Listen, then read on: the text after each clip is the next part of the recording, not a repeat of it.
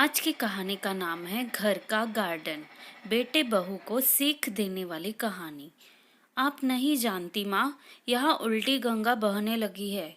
ससुर जी जब से रिटायर्ड हुए हैं, मेरी सास और ससुर दोनों किसी फिल्म के लव बर्ड्स की तरह अपने आप को जवान समझने लगे हैं।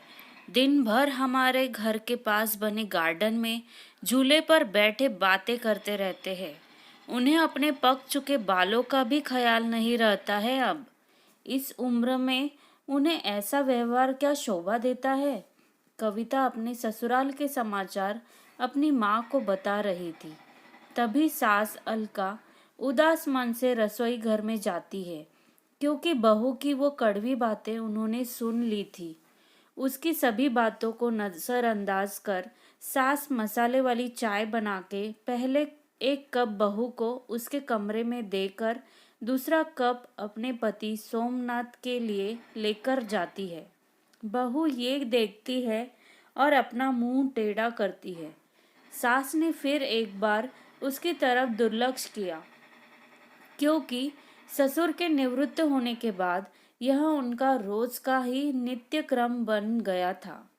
अब वह किसी भी परवाह किए बिना रोज अपने मर्जी के मुताबिक नए नए कपड़े पहनकर गार्डन में अपने पति के साथ बैठकर अपना ज्यादातर समय बिताती थी। उन्होंने अपनी पूरी जिंदगी अपने बच्चों के लिए काम करते बिता दी थी, इसलिए अब बची कुची जिंदगी वह दोनों एक साथ समय बिताकर जीना चाहते थे। आनंद निवास बंगले जैसा 2 मंजिला का घर पति पत्नी का ये सपना था और उन्होंने बड़ी मेहनत से इसे पूरा भी किया था। अलका जी ने घर के सामने बड़े प्यार से उस गार्डन को बनाया था और वहां पर कई फूलों के पौधे और वेलें लगाई थी। उनके उगाए चंपा, जसवंती, मोगरा, गुलाब ऐसे दर्जनों फूलों की खुशबू से उनका गार्डन हमेशा महकता रहता था। अलग अलग ऋतुओं में अलका जी अलग अलग सब्जियां भी अपने उस गार्डन में उगाया करती। रसोई के लिए धनिया, पुदीना और मेथी उन्हें कभी बाहर से खरीदनी नहीं पड़ती थी। इतने सालों तक काम की भाग दौड़ में सोमनाथ जी कभी भी इस जगह का आनंद ले नहीं पाए थे, लेकिन अब उनका पूरा खाली समय इसी जगह पर बीतता था। दरअसल एक और छोटा सा घर वहां बना सके इसलिए उन्होंने वह जगह खरीदी थी, लेकिन अब वह संभव नहीं था। अलका जी को अपने बनाए उस गार्डन में एक झूला चाहिए था, जो उन्होंने ला कर दिया था, और अब वही झूला उनको एक दूसरे के साथ ज्यादा से ज्यादा सुखमय समय बिताने के जरिया बन गया था। उन्होंने अपने घर में सभी जरूरी चीजों की और बाकी ऐशो आराम की चीजों की कोई कमी नहीं रखी थी। फिर भी बहू को दोनों का उस झूले पर बैठकर समय बिताना खटकता था। पहले दिन भर उसके साथ रहने वाली सास अब ज्यादा समय अपने पति को देने लगी थी। अपने सास ससुर को टॉन्ट मारने का एक भी मौका कविता नहीं छोड़ती थी। वह हमेशा अपना दिमाग उनको उस जगह से हटाने के लिए लगाती, और एक बार उसने ऐसा करने के लिए एक षड्यंत्र भी रचा। अजय, तुम्हें नहीं लगता हमें एक बड़ी कार लेनी चाहिए? कविता ने अपने पति से कहा। आइडिया तो अच्छा है, लेकिन कार रखने के लिए जगह कहाँ है हमारे पास? एक ही छोटा सा गैरेज है जहाँ सिर्फ एक कार के लिए जगह है, अजय ने चिंता वाले स्वर में कहा। कौन कहता है जगह नहीं है? वह गार्डन है ना, जहाँ आजकल 2 लव बर्ड्स अपना डेरा जमाए बैठते हैं, कविता ने पति की तरफ तिरछी नजर करते हुए कहा। आजकल तुम कुछ ज्यादा ही नहीं बोलने लगी हो, अजय ने अपनी पत्नी को फटकार लगाते हुए कहा।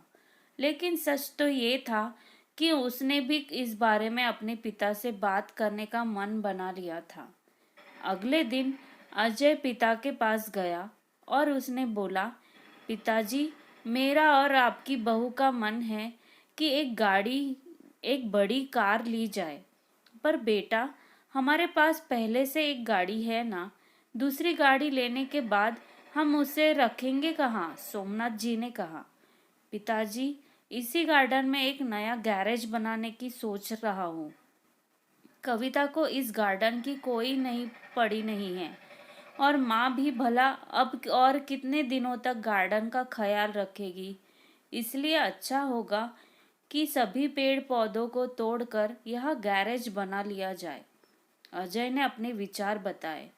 दूर खड़ी अलका जी का यह सुनकर जैसे दिल ही बैठ गया। सोमनाथ जी ने अपना गुस्सा दबाते हुए बोले, तुम्हें तुम्हारी माँ से पूछना पड़ेगा, मुझे थोड़ा वक्त दो। क्या पिताजी, इसमें क्या मम्मी से पूछना? आप दोनों तो किसी का विचार करते ही नहीं हैं। दिन भर झूले पर बैठे रहते हैं, बिना चार लोगों के बारे में सोचे।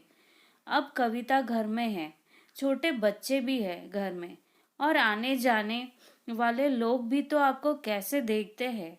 आप किसी का विचार नहीं करते। अजय थोड़ा चिढ़ते हुए ही बोला। अंदर से कविता की बड़बड़ भी चालू ही थी। सोमनाथ कुछ नहीं बोल पाए। उस दिन बेटे और बहू ने बाहर से अच्छा खाना मंगवाया था, लेकिन अलका और सोमनाथ जी के गले से निवाला उतरे ना, ऐसा हो गया था। उस पूरी रात दोनों ही जागते रहते।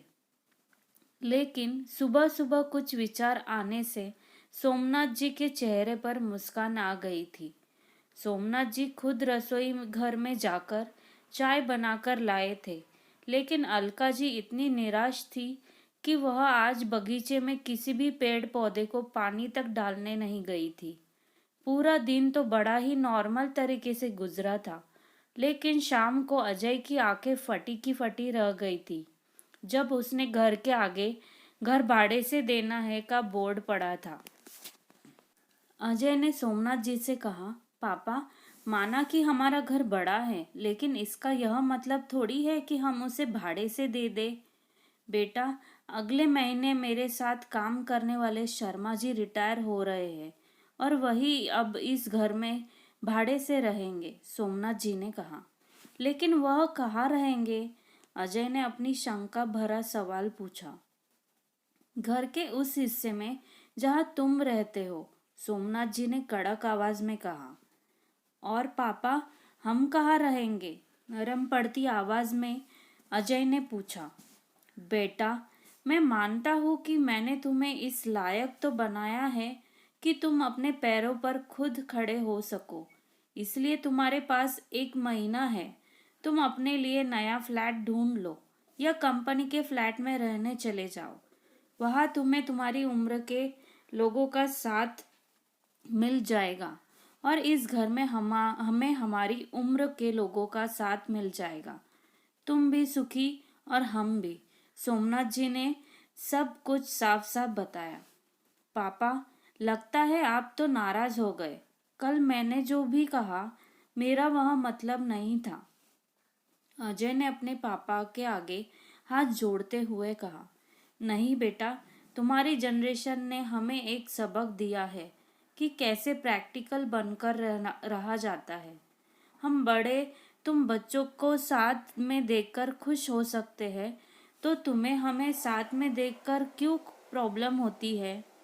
यह घर, यह गार्डन, गार्डन में बड़े हुए यह पेड़ पौधे इस बात के गवाह है कि कैसे तुम्हारी माँ ने मेरे लिए और खासकर तुम्हारे लिए जी जान से सेवा की है, अपना समय, अपनी जवानी खर्च कर दी है।